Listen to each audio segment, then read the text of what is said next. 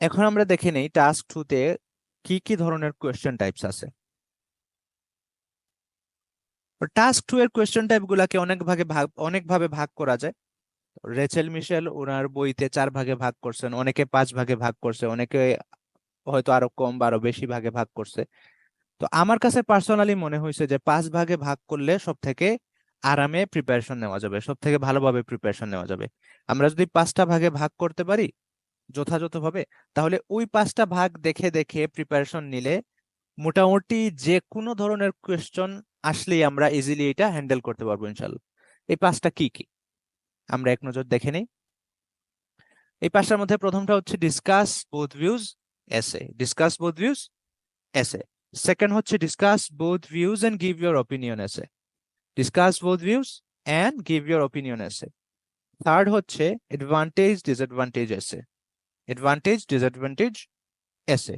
Fourth হচ্ছে agree disagree essay, agree disagree essay. এবং 5 number হচ্ছে two part question essay, two part question essay. মোটামুটি যত ধরনের কোয়েশ্চেন আসতে পারে টাস্ক 2 তে, এই কোয়েশ্চেন গুলাকে আমরা এই 5টা ভাগের যে কোনো একটা ভাগে বসাতে পারবো। এই জন্য এই 5 ধরনের কোয়েশ্চেন টাইপ যদি আমরা দেখে ফেলি, সলভ করতে পারি, তাহলে ইনশাল্লাহ টাস্ক 2 তে আমরা ফাইনাল পরীক্ষা অনেক ভালো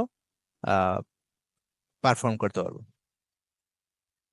5টা কোয়েশ্চেন টাইপের নাম আপনারা জানলেন, কিন্তু এগুলার বিস্তারিত আলোচনা কি, বিস্তারিত আলোচনাটা এখনই করে ফেলতেছি না, কারণ সবগুলোর আলোচনা যদি একসাথে করি হয়তো আপনাদের জন্য মনে রাখাটা কষ্ট হয়ে যেতে পারে।